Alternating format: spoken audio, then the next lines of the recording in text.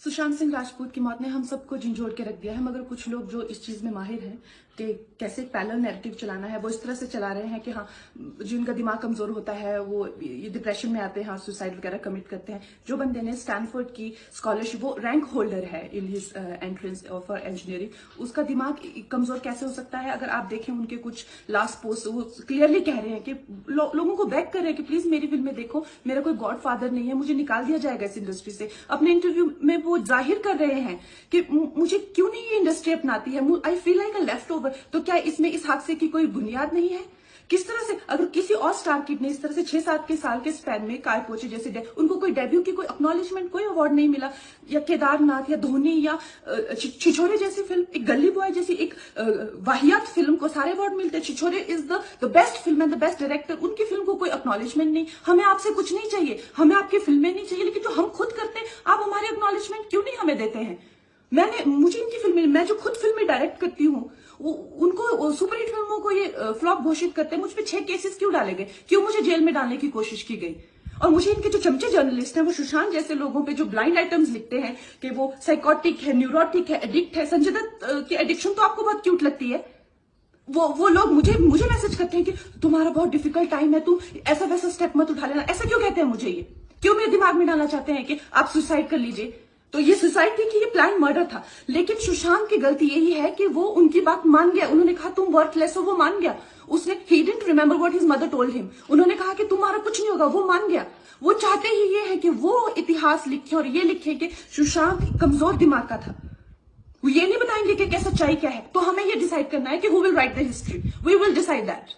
कुछ डायरेक्टली भी बात की है तो उनके पिताजी का कहना है कि वो फिल्म इंडस्ट्री में हो रही टेंशन के करके बहुत ज्यादा परेशान थे। अभिषेक कपूर जिन्होंने उन्हें लॉन्च किया, उनके साथ हाल ही में एक फिल्म की है केदारनाथ, उनका कहना है कि it was a systematic dismantling of a fragile mind. Ankita जो उनकी लॉन्ग टर्म पार्टनर रह चुकी है, उनका कहना है कि वो सामाजिक रूप से की गई अपमान और बेइज्जती नहीं सहन कर पाया।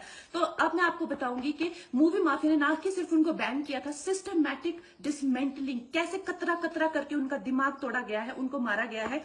तो ब्लाइंड आइटम आप इसलिए लिखते हैं क्योंकि आप जब झूठ लिखना होता है, आपको के अगेंस्ट कोई लीगल एक्शन नहीं लिया सकता, क्योंकि आपका तो नाम ही नहीं लिखा। मगर उसकी जो डिस्क्रिप्शन होती है, जैसे मेरे बारे में लिखा जाएगा कि जिस लड़की के घुंघराले बाल हैं, जिसको नेशनल अवार्ड मिला हुआ है, साइकोटिक है, इस तरह से, जो कि मनाली से, डिस्क्रिप्शन पूरी दी जाएगी मगर नाम नहीं लिखा जाएगा।